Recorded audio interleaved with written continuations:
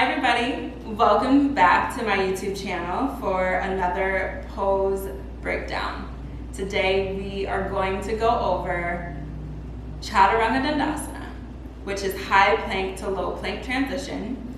It's a common pose in yoga classes that happen as you transition from pose to pose. It's meant to create fluidity in the practice, but it's usually done wrong, and it creates frustration and pain when you do poses incorrectly. And to help promote safety in yoga and better alignment, I created this video today so that you can see different levels of Chaturanga and how you can do it in 3 different ways so that you can remain safe and aligned.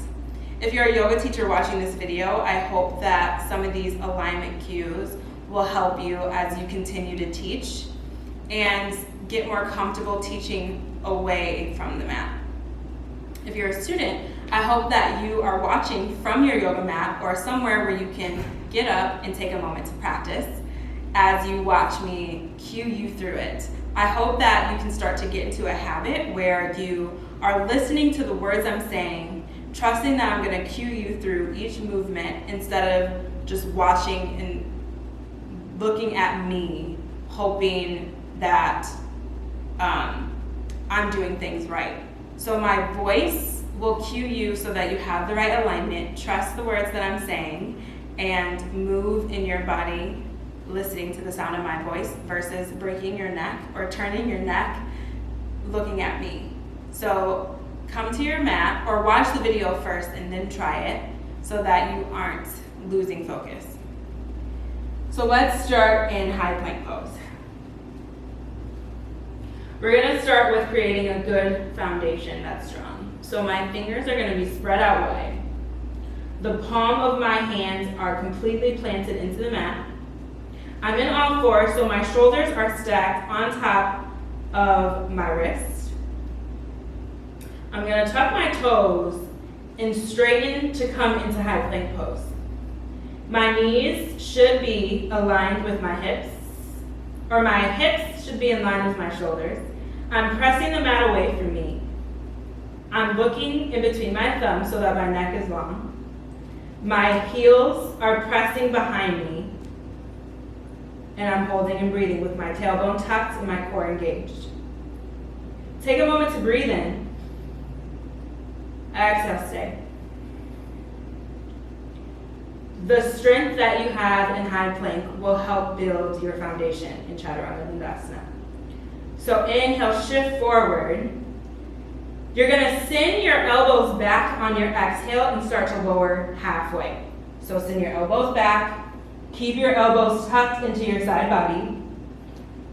Come to the tops of your feet, press up. Upward facing dog. Send your heart forward, open your chest, relax your shoulders.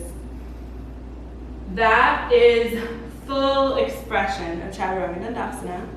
But if you are not there yet, let's talk through the bending. So typically I see in class, students are sending their elbows to the side.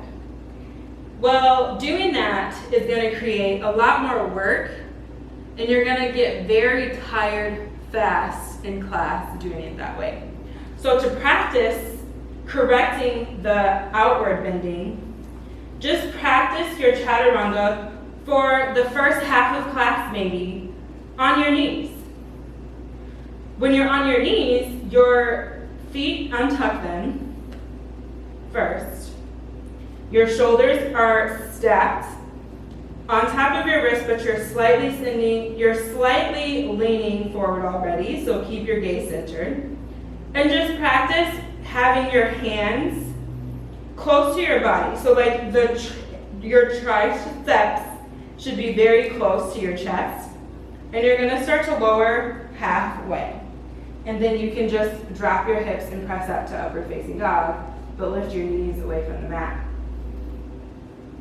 If you feel comfortable from your knees lowering halfway, then you can try by only dropping one knee down. So you come into Chaturanga, prepping in high plank. Drop maybe your right knee. Take a big breath in. Send your elbows behind you, lower halfway. And then find upward facing dog.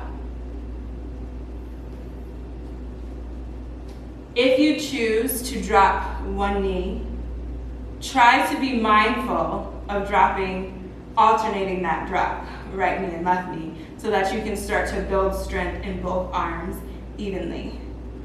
So that if you're a teacher to assist in this pose, I'm going to invite Allie into the video. I'm going to have her begin in high plank pose so that we can create a good foundation and build her core strength. So her fingers are going to be spread out wide and her palms are going to be planting into the mat. Her shoulders should be stacked on top of her wrists. Only she will know if that's happening in her body. I'm going to have her really push the mat away and kind of find a cat-like round in her back. Send your gaze in between your thumbs so that you're protecting your neck and keeping it long. Tuck your tailbone in and engage your core so that your belly is coming towards your spine. Send your heels back towards behind you. Good.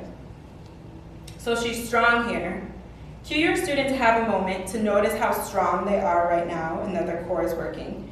Breathe in. Exhale, drop your knees down. Keep everything else the same. So send your gaze a few inches forward. This is creating and opening up her shoulders here. She's already going to be leaning a few inches forward. So to help them start to practice bending their elbows back and keeping their triceps close to their body, place your hands maybe at their triceps. Have them breathe in. Exhale, bend your elbows lower halfway, keeping your triceps close to your body. Inhale, upward facing dog, straighten your arms, relax your shoulders, look forward.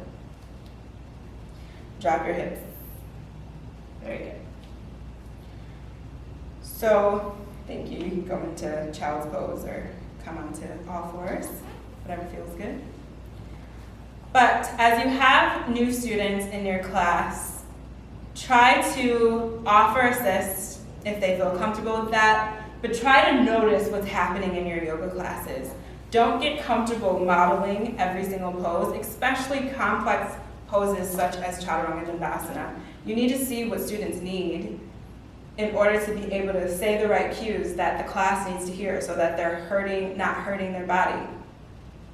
So I thank you so much for watching this video today, and I hope that you enjoy the pose library that I'm building for you, and if you would like to see more, please like and subscribe. Hope to see you next week.